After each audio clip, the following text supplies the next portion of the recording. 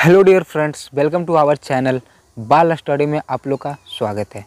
आज के इस वीडियो में हम देखने वाले हैं क्लास 9th का अति लघुत्तरीय प्रश्न ध्वनि चैप्टर का। ठीक है, भारती भवन का है, ठीक ना। भारती भवन का अति लघुत्तरीय, ठीक ना। तो चलिए वीडियो स्टार्ट करते हैं। तो वीडियो स्टार्ट करने से पहले अगर आप चैनल पे न्यू होंगे तो चैनल को सब्सक्राइब कर दीजिएगा और वीडियो को लाइक कर दीजिएगा, ठीक है। और हमारे जो चैनल पे अवेलेबल है पूरे क्वेश्चन आंसर, ठीक ना। सभी चैप्टर का, सभी सब्जेक्ट का क्वेश्चन आंसर अवेलेबल है, ठीक ना। जैसे फिजिक्स हो गया, बायोलॉजी हो गया, केमिस्ट्री हो गया, भूगोल हो गया, हिस्ट्री, ये सभी का क्वेश्चन आंसर अवेलेबल है, ठीक ना। तो आप हमारे चैनल के पे जाइएगा, ठीक ना, और वहाँ से आप सभी वीडियो देख सकते हैं, ठीक है। और डिस्क्रिप्शन में भी लिंक डाल देंगे, आप देख लीजिएगा, ठीक ना। तो चलिए वीडियो स्टार्ट करते हैं। तो पहला देखिए क्वेश्चन यहाँ पे आप लोग को अति लघुत्तरीय का पहला क्वेश्चन, ध्वनि तरंगों को यांत्रिक तरंगे क्यों कहते हैं। तो देखिए इसको मतलब क्यों कहते हैं तरंगे, ध्वनि तरंगों को यांत्रिक तरंगे क्यों कहते हैं। देखिए इसका रीज़न है क्योंकि ध्वनि जो होता है ना उसको संचरण यानी गमन करने के लिए, ठीक ना, यानी चलने के लिए माध्यम की आवश्यकता होती है। क्या चीज़ का आवश्यकता होती है? माध्यम की। कोई चीज़ माध्यम चाहिए, जैसे हवा एक माध्यम हो गया, पानी एक माध्यम हो गया, लोहा एक माध्यम हो गया, यानी ये सभी क्या है? माध्यम है। तो ध्वनि को चलने के लिए कोई ना कोई माध्यम की आवश्यकता होती है, इसलिए उसको क्या कहते हैं? यांत्रिक तरंगे कहते हैं, ठीक ना। तो यहाँ पर देखिए आप लोग को उत्तर में लिखा हुआ मिला हुआ है, ठीक ना, कि ध्वनि तरंगों को यांत्रिक तरंग कहा जाता है क्योंकि इनके संचरण के लिए किसी माध्यम की आवश्यकता पड़ती है, किसी माध्यम की आवश्यकता पड़ती है, ठीक ना। समझ गए, किसी माध्यम की आवश्यकता पड़ती है। चलिए देखिए इसके अगला पे देखिए, ठीक है, तो समझ गए होंगे आप लोग, ठीक ना। अब देखिए दूसरा यहाँ पे क्वेश्चन देखिए, तरंग कितने प्रकार के होते हैं। देखिए तरंग कितने प्रकार की होते हैं, उनके नाम बताएं, ठीक ना। तो तरंग दो प्रकार के होते हैं देखिए पहला हो जाता है यांत्रिक तरंग और दूसरा हो जाता है विद्युत चुंबकीय तरंग। विद्युत चुंबकीय तरंग यानी तरंग कितने प्रकार के होंगे? दो प्रकार के, यांत्रिक तरंग और विद्युत चुंबकीय तरंग। यांत्रिक तरंग में अनुदैर्ध्य तरंग आता है, यांत्रिक तरंग में अनुदैर्ध्य तरंग आता है, और अनुदैर्ध्य तरंग में साउंड यानी कि ध्वनि आता है। याद रखिएगा, तीसरा क्वेश्चन में आएगा, ठीक ना, कि ध्वनि तरंग मतलब में क्या आता है, ठीक ना, कौन सा तरंग आता है? तो अनुदैर्ध्य तरंग आता है। क्या आता है? अनुदैर्ध्य तरंग। और विद्युत चुंबकीय तरंग जो है अनुप्रस्थ तरंग में आता है। अनुप्रस्थ तरंग कहने का मतलब प्रकाश तरंग, प्रकाश में आता है अनुप्रस्थ तरंग, और ध्वनि में आता है अनुदैर्ध्य तरंग। चलिए देखिए अगला नंबर क्वेश्चन। आशा करते हैं आप लोग को वीडियो अच्छा लग रहा होगा। वीडियो अच्छा लग रहा होगा तो चैनल को सब्सक्राइब जरूर कर दीजिएगा और वीडियो को लाइक कर दीजिएगा। लाइक करने से देखिए आप लोग का कुछ नहीं जाता, लेकिन मेरे लिए बहुत ही अच्छा होता है, समझे।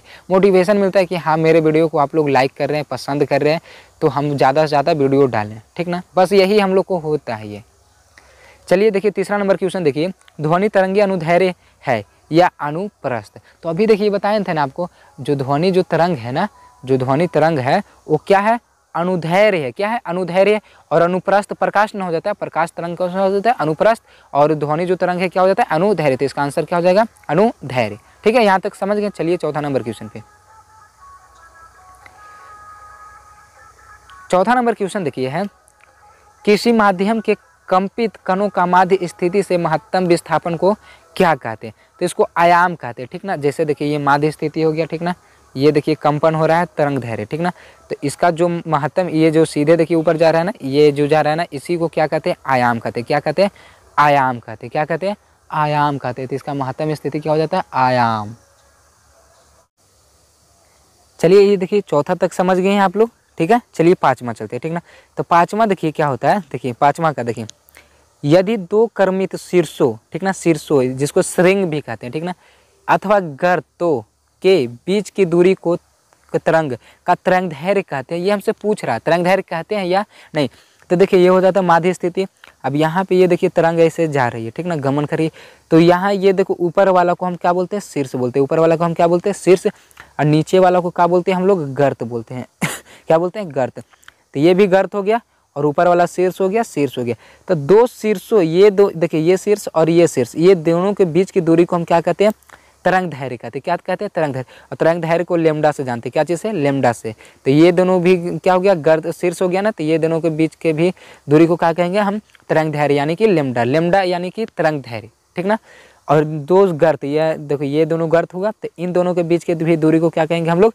तरंग दैर्ध्य यानी कि लेमडा। लेमडा ही तरंग दैर्ध्य होता है, ठीक ना। समझ गए ना। तो ये बात सही बोल रहा है ना, तो इसका आंसर क्या हो जाएगा? हाँ, इसका आंसर क्या हो जाएगा? हाँ देखिए यहाँ पे हाँ लिखा हुआ, ठीक है। चलिए छठा नंबर क्वेश्चन पे। छठा नंबर क्वेश्चन देखिए, क्या प्रकाश तरंग है अनुप्रस्थ तरंग है? तो हाँ आपको बताया था ना, ध्वनि जो तरंग है अनुदैर्घ्य तरंग है और प्रकाश तरंग क्या है, अनुप्रस्थ तरंग है। तो इसमें हाँ हो जाएगा। और अनुप्रस्थ तरंग है कैसा है, तो विद्युत चुंबकीय है। विद्युत चुंबकीय बताए थे ना शुरू वाला ही, दूसरा वाला क्वेश्चन में।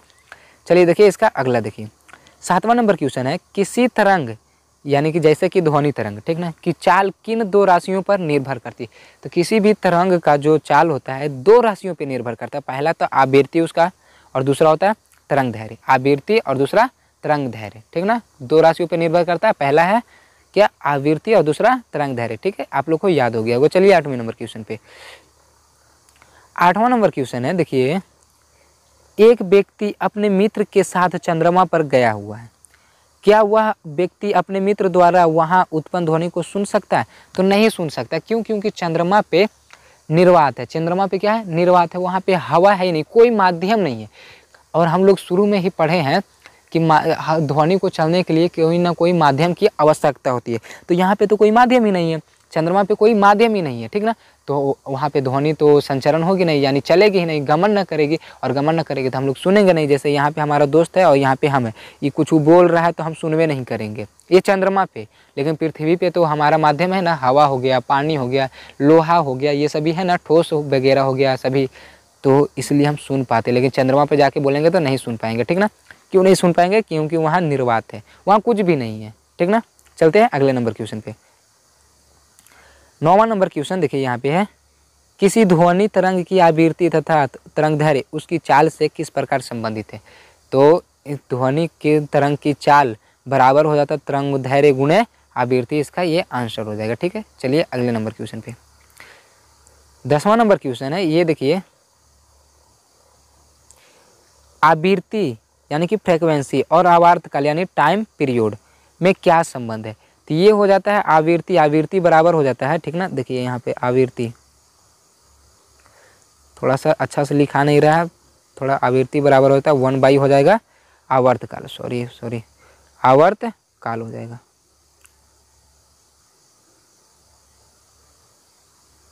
आवर्तकाल हो जाएगा क्या, आवृत्ति बराबर हो जाएगा 1/, आवर्तकाल। देखिए यहाँ पे लिखा हुआ है, ठीक ना। इसको भी नहीं पढ़ेंगे हम, म्यू पढ़ेंगे, यानी म्यू बराबर हो जाएगा 1/t, ठीक ना। आवृत्ति बराबर हो जाएगा 1/, आवर्तकाल, ठीक है। इस तरह से संबंध रखता है, ठीक है। चलिए अगले नंबर क्वेश्चन पे। 11 नंबर क्वेश्चन है, क्या किसी माध्यम में ध्वनि की चाल माध्यम के ताप पर निर्भर करता है? फिर से देखिए, क्या किसी माध्यम में ध्वनि की चाल माध्यम के ताप, क्या बोल रहा है, ताप पर निर्भर करता है? तो हाँ निर्भर करता है, ठीक ना।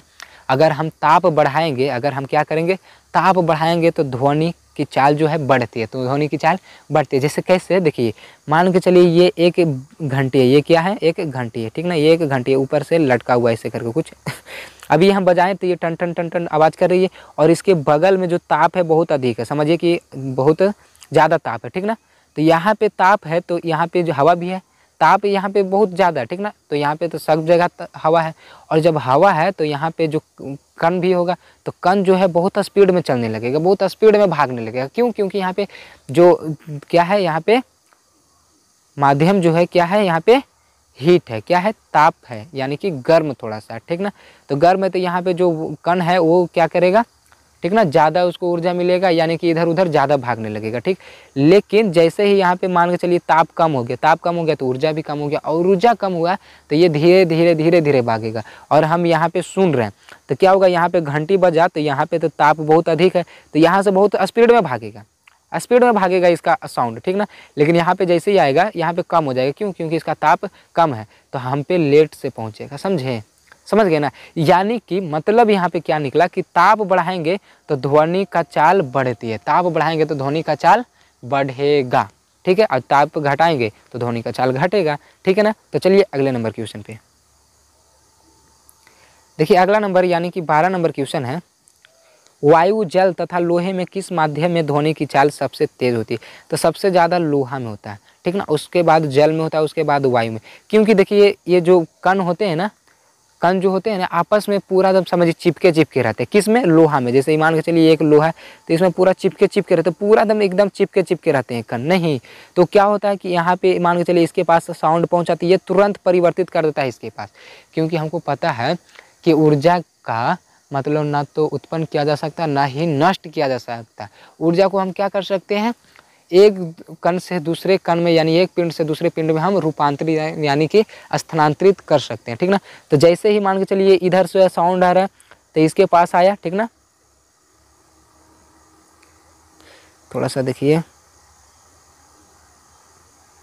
सॉरी, देखिए इसके पास जैसे ही मतलब साउंड इधर आया और इसके पास यहाँ पे आया, ई इसके पास दे देगा, इसके पास दे देगा, इसके पास, ई इसके पास, तुरंत मतलब ऐसे कर करके तुरंत पहुँचा देगा, क्योंकि ये बहुत चिपका है, ठीक ना। अंतरा आणविक जो स्थान है इसमें बहुत घना है, नहीं पूरा घना है, इसलिए क्या करेगा ये तुरंत तुरंत तुरंत तुरंत इसको भी पहुँचा देगा। लेकिन पानी में क्या होता है कि थोड़ा सा फैला रहता है, थोड़ा सा फैला रहता है, वो पहुँचाने में थोड़ा सा, जैसे इधर से साउंड आया तो पहले ये इसको देगा, फिर ये इसको देगा, फिर इसको, यानी इसमें थोड़ा लेट होता है। और हवा में और ज़्यादा लेट होता है, क्योंकि उसमें और जो होता है अंतरा आणविक जो स्थान होता है थोड़ा सा ज़्यादा दूर रहता है, ठीक ना। तो उसमें और देरी लगता है, ठीक ना। तो देखिए इसका आंसर हो जाएगा, इसका आंसर देख लीजिए, इसका आंसर हो जाएगा लोहा, यानी कि ठोस में सबसे ज़्यादा होगा, ठीक। अनुप्रस्थ तरंग के रूप में गमन करती है। देखिए क्योंकि कणों के बीच अंतरा आणविक स्थान काफ़ी कम रहता है, लोहा सबसे ज़्यादा क्यों होता है? क्योंकि उसके जो मतलब होते हैं ना अंतरा आणविक स्थान काफ़ी कम रहते हैं, जिसके कारण उनका होता है जल्दी जल्दी ट्रांसफ़र करते जाता है, जल्दी जल्दी ऊर्जा को रूपांतरित करते जाता है, जिसके तरह चलते क्या होता है ध्वनि का जो चाल होता है बढ़ जाता है, ध्वनि का चाल क्या होता है बढ़ जाता है। चलिए यहाँ तक समझ गए होंगे। तो चलिए अगले नंबर क्वेश्चन पे, 13 नंबर क्वेश्चन है, तरंग का कौन सा गुण प्रबलता और तारत्व को निर्धारित करता है? तो देखिए इसका उत्तर हो जाएगा ध्वनि की गुणवत्ता, ठीक ना, वह अभिलक्षण है जो हमें समान तारत्व तथा प्रबलता की दो ध्वनियों में अंतर करने में मदद करता है, ठीक ना। समझ गए, ये इसका आंसर हो जाएगा, ठीक है। चलिए अगले नंबर क्वेश्चन पे, 14 नंबर क्वेश्चन देखिए, क्या आप बता सकते हैं कि सितार तथा कार का हॉर्न में से किसका द्वारा उत्पन्न ध्वनि का तारत्व अधिक है? तो देखिए सितार के द्वारा जो ध्वनि जो उत्पन्न होती है उसका तारत्व अधिक होगा, क्योंकि देखिए उसका जिसका तारत्व अधिक होता है, किसका तारत्व अधिक होता है? जिसका मतलब आवृत्ति क्या होता है अधिक होता है, आवृत्ति क्या होता है उच्च होता है, यानी अधिक होता है। आवृत्ति अधिक रहने से क्या होता है ना कि उसका आवाज़ जो है सुरीली निकलता है। क्या निकलता है? सुरीली निकलता है। जैसे सितार का ध्वनि क्या है तारत्व अधिक होगा तथा आवृत्ति भी उच्च है, जिसके कारण क्या होता है कि आवाज़ इसका क्या निकलता है सुरीली निकलता है, यानी मीठा निकलता है। लेकिन गाड़ी का हॉर्न ले लीजिए, तो अगर आप जाम में फंसे हुए हैं और गाड़ी से पीछे से कोई हॉर्न मारे तो आपको थोड़ा सा ख़राब लगता है, लेकिन तो सितार जो अगर साउंड बजाए तो बहुत अच्छा लगता है। समझ रहे होंगे इतना, ठीक है। चलिए अगले नंबर क्वेश्चन पे, तो 15 नंबर क्वेश्चन है आप लोग के सामने, सामान्य मानव कान के लिए श्रव्यता परास क्या है? तो सामान्य जो हम लोग सुन सकते हैं वो है 20 हर्ट्ज से लेकर 20,000 हर्ट्ज के बीच तक हम लोग सुन सकते हैं, ठीक ना। सामान्य मानव कान के लिए इतना होता है, ठीक ना। ये एग्जाम में पूछा भी जाता है, ठीक ना। तो याद रखिएगा 20 हर्ट्ज से लेकर 20,000 हर्ट्ज के बीच होता है, ठीक ना। और जो कुत्ता बिल्ली ये सभी होता है वो 20 से 20 हर्ट्ज से कम सुनता है, ठीक ना। अब 20,000 हर्ट्ज से अधिक कौन सुनता है? तो चमगादड़ के लिए वो रहता है, ठीक ना। तो चलते हैं अगले नंबर क्वेश्चन पे, वो आएगा भी क्वेश्चन, देखिए आ ही गया यहाँ पे क्वेश्चन, ठीक ना, आ ही गया। तो दिए गए ध्वनियों से संबंधित आवृत्तियों का परास लिखे। पहला अश्रव्य तरंगे तथा दूसरा पराश्रव्य तरंगे। तो अश्रव्य तरंगे में 20 हर्ट्ज से कम होता है, अश्रव्य तरंगे में जो परास होता है कितना होता है 20 हर्ट्ज से कम होता है, यानी 0 से लेके 20 हर्ट्ज तक होता है, ठीक ना। और पराश्रव्य तरंगे से लेकर 20,000 हर्ट्ज से अधिक होता है, यानी कि कितना से कितना लेकर होता है 20,000 हर्ट्ज से लेकर 1,00,000 हर्ट्ज तक होता है। तो अभी तो आपको बताएं कि 20 हर्ट्ज से कम कौन सुनता है? कुत्ता बिल्ली सब सुनता है, और हम लोग 20 हर्ट्ज से लेकर 20,000 हर्ट्ज तक सुनते हैं, और 20,000 हर्ट्ज से अधिक चमगादड़ के लिए, ठीक ना। अगर उससे अगर कम साउंड रहा ना तो वो नहीं सुन पाएगा चमगादड़, ठीक ना। और हम लोग के लिए अगर 20 हर्ट्ज से कम रहा या तो 20,000 हर्ट्ज से ज़्यादा साउंड रहा तो हम लोग नहीं सुन पाएंगे, ठीक ना। तो देखिए अब 17 नंबर क्वेश्चन देखिए, हर्ट्ज किस राशि का मात्रक? तो हर्ट्ज आवृत्ति का है, ये इजी था। 18 देखिए प्रतिध्वनि किसे कहते हैं? इको किसे कहते हैं, ठीक है। तो देखिए इसका आंसर सिंपल है कि किसी विस्तृत अवरोध से ध्वनि के परावर्तित होकर उसे पुनः सुने जाने की घटना को प्रतिध्वनि कहते हैं। जैसे हम लोग बंद कमरा में चले जाते हैं, ठीक ना, तो वहाँ पे अगर रूम में हम लोग बोलते हैं तो क्या होता है, पूरा गूंजता है, ठीक ना, वो क्या होता है, प्रतिध्वनि होता है, इको होता है। क्या होता है, इको होता है, क्योंकि क्या होता है वहाँ पे जो है परिवर्तित होते रहता है, परिवर्तित होता है। जैसे चारों तरफ से कमरा बंद है, ठीक ना, अब यहाँ पे हम खड़ा है, यहाँ पे बोले तो यहाँ पे आवाज़ टकराए, यहाँ पे आवाज़ टकराए, यहाँ पे ऐसे करके मतलब पूरा टकराते रहता है, ठीक ना, इसी को क्या कहते हैं हम लोग, प्रतिध्वनि कहते हैं। इसी को क्या कहते हैं हम लोग, प्रतिध्वनि कहते हैं। चलिए अगले नंबर क्वेश्चन पे। अगला नंबर क्वेश्चन देखिए है कि 20 हर्ट्ज से कम आवृत्ति वाली ध्वनि को क्या कहते हैं। तो 20 हर्ट्ज से कम जो रहता है उसको अश्रव्य कहते हैं या पराश्रव्य कहते हैं। तो अभी हम लोग इसके पहले वाले क्वेश्चन पे 2-3 क्वेश्चन पहले वाले पे देखे थे ना, उसको क्या कहते हैं, अश्रव्य कहते हैं। देखिए यहाँ पे दिखाई देते हैं आपको, नहीं देखिए 20 हर्ट्ज से कम रहता है तो उसको क्या बोलते हैं, अश्रव्य ना बोलते हैं। देखिए 20 हर्ट्ज से कम है ना, अश्रव्य बोलते हैं, ठीक है। तो चलिए ये भी हो ही गया। चलिए अब 20वां नंबर क्वेश्चन पे। तो 20वां नंबर क्वेश्चन है, ध्वनि के बहुल परावर्तन के उपयोग के कोई 2 उदाहरण लिखे थे। इसका 2 उदाहरण ये हो जाएगा, डॉक्टरी स्टोथोस्कोप में और कर्णतुर्य यंत्र में 2 उदाहरण है, ठीक ना। चलिए 21 नंबर क्वेश्चन देखिए। 21 नंबर क्वेश्चन है, ध्वनि की आवृत्ति 500 हर्ट्ज है, आवर्तकाल का मान होगा। तो पहले तो हम लोग फार्मूला जानते हैं कि टी बराबर होता है 1/v, आवर्तकाल भी नहीं, इसको म्यू बोलते हैं, ठीक ना, म्यू बोलते हैं, ठीक ना। तो टी बराबर हो गया 1/म्यू, तो 1/म्यू, तो ये हर्ट्ज कितना दिया हुआ, यानी कि ये हर्ट्ज कितना दिया हुआ, आवृत्ति कितना दिया हुआ, भी क्या है यहाँ पे आवृत्ति है, भी क्या है, आवृत्ति है। तो आवृत्ति का ऐसा ही मात्रा का हर्ट्ज होता है ना, यानी कि ये म्यू दिया हुआ, ठीक ना। तो 1/, हो जाएगा कितना, 500, 1/, हो जाएगा 500। नहीं, अब इसको भाग देंगे हम, नीचे से ऊपर में भाग देंगे तो देखिए ये कितना आ जाएगा। देखिए यहाँ पे दे दिए हैं, अब यहाँ पे करके नहीं बताएंगे, थोड़ा ज़्यादा टाइम लगेगा। तो टी बराबर आ जाएगा 0.02 सेकेंड। हमसे टाइम ही पीरियड ही पूछ रहा था, तो टी आ जाएगा सेकेंड में, ठीक है। चलिए अगले नंबर क्वेश्चन पे। तो यहाँ पे लास्ट क्वेश्चन 22वां नंबर क्वेश्चन है, एक ध्वनि तरंग के आवर्तकाल का मान। अभी आवर्तकाल दे दिया, ठीक ना, उस वक्त आवर्तकाल, इसके पहले क्वेश्चन में आवर्तकाल पूछा था, ठीक ना, और इसमें आवृत्ति पूछ रहा है, उसमें आवृत्ति दे दिया था, तो बस उसका उल्टा कर देते हैं। आवृत्ति बराबर हो जाएगा 1/, आवर्तकाल 1/, यानी कि भी बराबर, यानी कि म्यू बराबर हो जाएगा 1/t, 1/t। तो 1 और आवर्तकाल कितना दिया हुआ, 0.01, ठीक ना, 0.01। ये देखिए ऐसे करके जो रहता है ये बटा में रहता है, ठीक ना। अब इसको हम अति करेंगे तो आ जाएगा 100। जैसे देखिए कैसे, ये नीचे में कितने अंक के बाद 0 है, तो 2 अंक के बाद है ना, तो ऊपर में 2 शून्य हम बैठा सकते हैं ना, नहीं, ये दशमलव हट जाएगा, तो ऊपर में हो गया 100 और नीचे में क्या बचा है, 1 ना। अब 1 का कोई मतलब होता है बटा में, नहीं ना, तो ये आ गया क्या, 100। तो इसका आंसर क्या हो गया, 100। तो यहाँ तक क्वेश्चन क्या हो गया हमारा, समाप्त हो गया, ठीक ना। तो क्वेश्चन हो गया यहाँ पे समाप्त। तो आशा करते हैं आप लोग को वीडियो अच्छा लगा होगा, ठीक ना। और वीडियो अच्छा लगा होगा तो चैनल को भी सब्सक्राइब कर दीजिएगा और वीडियो को लाइक भी कर दीजिएगा। हम लोग भी मेहनत करते हैं, आप लोग को अंदाज़ा भी नहीं होगा कि एक वीडियो बनाने में हम लोग को कितना मेहनत करना पड़ता है, ठीक ना। गांव से बिलोंग करते हैं, अगर थोड़ा सा भी कुछ मतलब आवाज़ उवाज़ करने लगा, जैसे हमारे गाँव में कुत्ता वगैरह ये सभी का ज़्यादा मतलब मात्रा है, ठीक ना, तो वो सबसे बहुत हम लोग को डिस्टर्बिंग हो जाता है, ठीक। जैसे बनाने वीडियो आते हैं, अभी पता है कितना बज रहा है, 9 बज रहा है, समझे, 9 बजे अभी देखिए आए हैं, मतलब गांव के आहरा तरफ चुपके से बना रहे हैं, ठीक ना, समझ गए। क्योंकि गांव में हल्ला भी नहीं कर सकते हैं, थोड़ा सा ज़्यादा हल्ला होते रहता है भी, और हम भी बोलेंगे तो ज़्यादा हो जाएगा आवाज़ ना, इसलिए हम गाँव में नहीं बनाते हैं, थोड़ा सा शांत जगह पर रात को चलाते हैं बनाने के लिए। और टाइप करने में भी मेहनत लगता है, आपको पता नहीं होगा, ठीक ना। तो चलिए मिलते हैं अगले वीडियो में, तब तक के लिए जय हिंद, जय भारत।